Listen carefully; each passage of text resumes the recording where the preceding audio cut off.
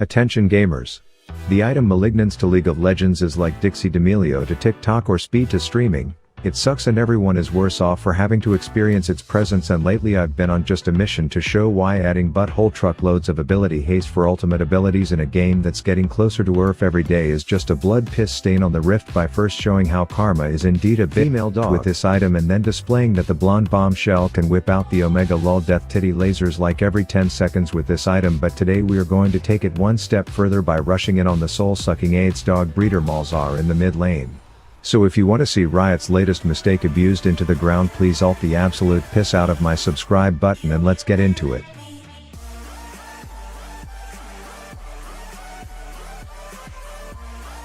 Well, actually, before we get into it, a bunch of people have been asking which app I'm using in game that tells me stuff like this, and the answer is Porofessor. It's a free helper app that gives me the false confidence I need to first time champs in ranked, as it gives me the best counter picks to ban, the best runes to run against my opponent, and a full scouting report when the game launches, so I know who to look out for and who is just waking up. In game, when I make immaculate plays applying insane pressure to everyone else's lane because they can't think for themselves and force all kinds of flashes, I can mark them down so that I know when they will be back up and can pick fights around it.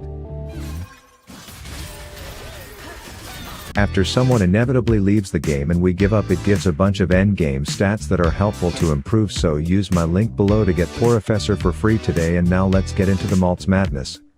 Alright, so the game plan when laning against the little jizz tick was to infect hoodlums with AIDS and hope one of them gives it to the slightly bigger midget in lane, and then anytime I see him sneak away from the dinner table I actually look at my mini-map to see our team's chuckles is getting fuckled, so I head over to join the orgy and the sex ant pisses off.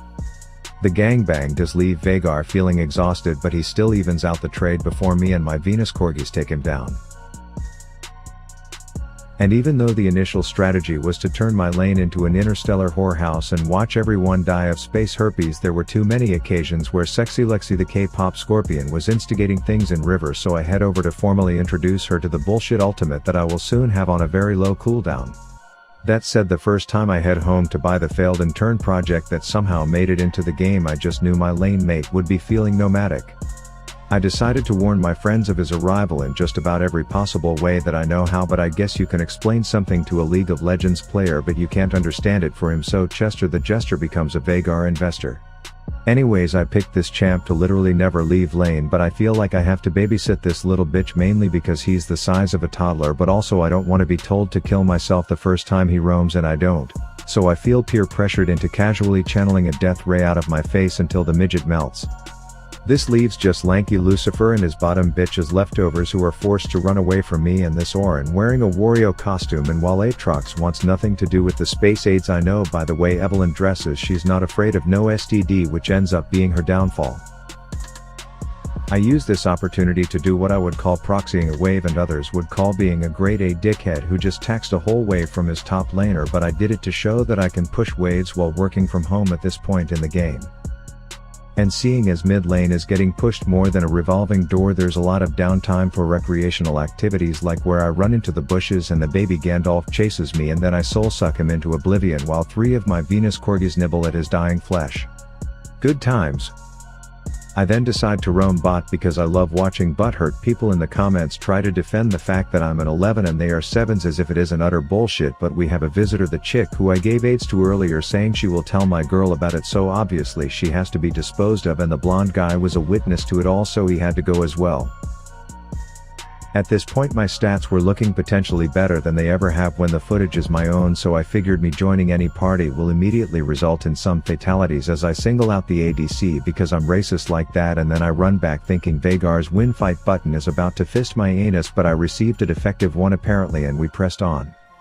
This poor Evelyn was under the impression that Shaco was a free kill, but he was just clowning around, so she lived her final days with a case of polio before getting JFK'd right in front of us. I was aware that despite me putting on the LeBron James of first-time Malzahar performances, my team was 100% going to have more baggage than any chick you meet over a video game, but I guess add custodial experience to my resume next to ability to float as I clean this shit up like a pro, and I don't discriminate when it comes to height and who gets my homicides. I stick around and decide to push harder than a constipated cocaine addict, knowing that even if sexy Lexi comes into my lane looking to blow me a kiss, I can just hit her with Mars chlamydia and unleash the dogs on her. And at this point you are probably thinking this game is more free than a hug from a hooker. We have over double the kills and all the objectives. My farm is better than old McDonald's and no one can match my split push, but that's when the reality that this is League of Legends sets in. My jungler announces that he will be taking out free LP and publicly executing it in his shitty backyard by leaving the game before having the audacity to request we don't report his ass. My team immediately wants to give up despite our insane lead, and at first I'm like, bro, their Ezreal has the IQ of an earthworm, I think we will be okay, and I was naively under the impression that I'm strong enough to hard carry the game. A suppressed Veigar can't ult me, which is a bonus, and any leaping Lucifer who tries to sword shaft me with his little Satan bullshit is just going to get outplayed and bitch slapped by a bunch of Pluto puppies. That said, even after partial aces we can't take Baron because our smite left to go get milk and our ADC is identifying as a split pusher. My game plan was just to bully the stupid kid because according to the principle of math that would make it feel like a 4v4, but according to the principle of rift math it takes 3 people to deal with a single fuck midget wizard, and the cold reality of this game is that the second I died the shitty Shaco who shafted us would make me consider playing Pal World or some other dead game instead of this piss fest. But this is where the Malignant's Malzahar pick is supposed to shine. You see, League is a team game and the other team will always be there to help each other more than yours is to help you. When you rotate for them, they abandon you to die in a barren pit like they don't even appreciate what you do for them. Sure, League is a team game, but I was going to treat it like it wasn't, and that was going to be my ticket to overcoming any reliance on the brain-dead AFKing kids that Riot assigns me as co-workers. I would just start turbo pushing lanes and building my tolerance to accept that no one would be rotating for me by doing really dumb shit and dying because of it. I would only leave a lane when my blue Rob babies were pushing, and fighting alongside my teammates would mean I get the paycheck at the end.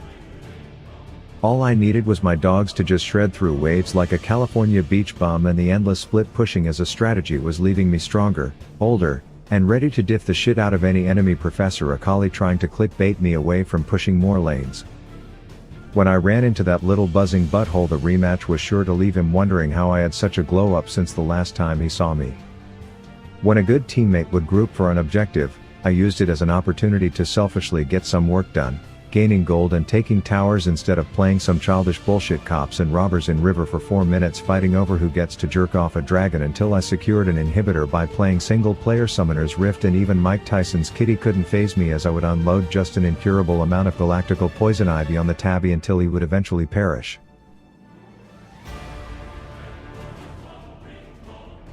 I could give less than a third of a fuck about where my team was, who was AFK, and who had a crush on who, as they could waste all the time in the world. I was just going to sit in lanes and shit on anyone who wanted to keep me company until all the gossiping schoolgirls in River realized I'm all the way to the Nexus, but at that point it was too late.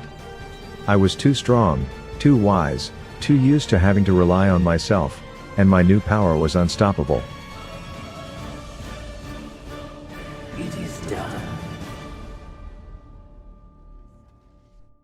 Side note: if you are ever in Champ Select with me or anyone really and you see them get top and hover a pick like Malzahar, banning them from playing the champ they want to play in a normal draft on a goddamn video game is maybe the biggest dick move ever, and no one walks over Raph, so I will turn it right back around on you. Say the same stupid cheeky bullshit you fed me in chat and then proceed to waste the better part of the next hour for both of us because I am petty like that. So if you are watching this, Mr. I'm chat banned.